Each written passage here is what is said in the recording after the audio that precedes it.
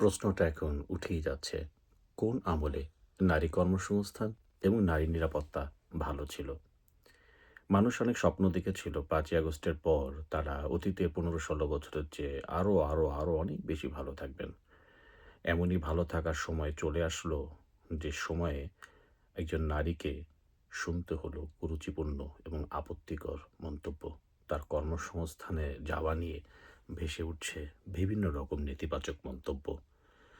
যারা ইসলামের দোহাই দিয়ে, ইসলামের গুঞ্জন নিয়ে কথা বলে সামনে এগোতে চায়, যারা বীর দর্পে বলে যে নারীদের এদেশে প্রধানমন্ত্রী হবার কোনো সম্ভাবনা নেই, যারা বীর দর্পে বলে যে নারীর জন্ম হয়েছে শুধু সন্তানকে লালন পালন করার জন্য, যারা বীর দর্পে বলে যে সন্তানের লালন পালন না হওয়া পর্যন্ত একজন নারী কর্মসংস্থানে যাওয়াটা সমীচীন নয়, সেই সব লেবাসধারী, মুখোশধারী, ভণ্ড ধর্মপ্রচারকদের বিরুদ্ধে সময় এসেছে নারী জাগরণের।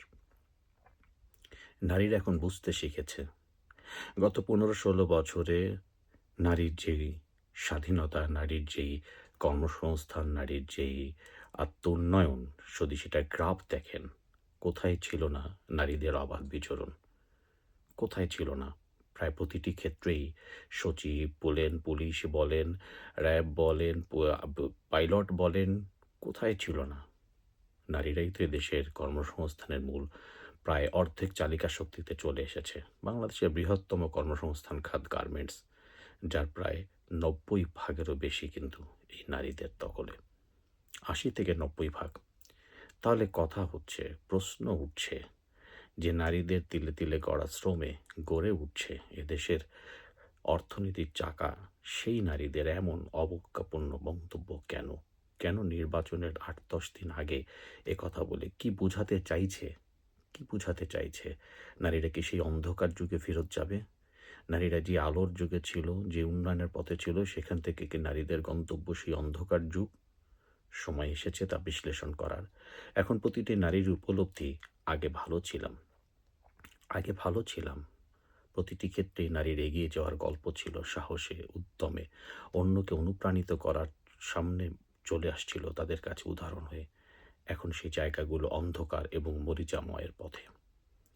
নারী স্বাধীনতা আজ প্রায় বিলুপ্তির পথে। এখন নারীদের চলে যেতে হবে কোথায়? কদিন আগে আর এক কুৎসিত মন্তব্য এসেছে, যার যার ধর্ম অনুযায়ী পোশাক রীতি পরার স্বাধীনতা থাকবে।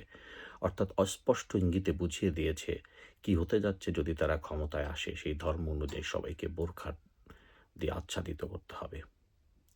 এই হচ্ছে আমরা যে বাংলাদেশ চেয়েছিলেন, যে বাংলাদেশের জন্য ১৫-১৬ বছরে যে সুখের মুহূর্তগুলোকে দুমড়ে মুচড়ে ফেলে দিয়ে যে সুখের হাতছানিতে আপনারা ছুটেছিলেন, এই হচ্ছে সেই সুখের হাতছানির গল্প।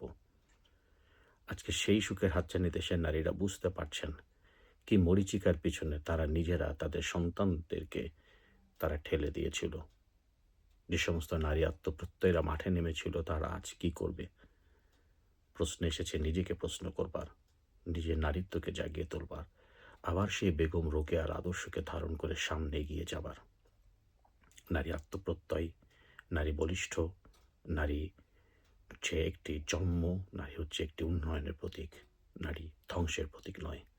কাজেই সেই নারীকে যারা অবলম্বন, যারা মিথ্যাচার করবেন, কুৎসিত রটনা করবেন, বাংলাদেশের মাটিতে তাদের ধ্বংস, তাদের পতন অনিবার্য।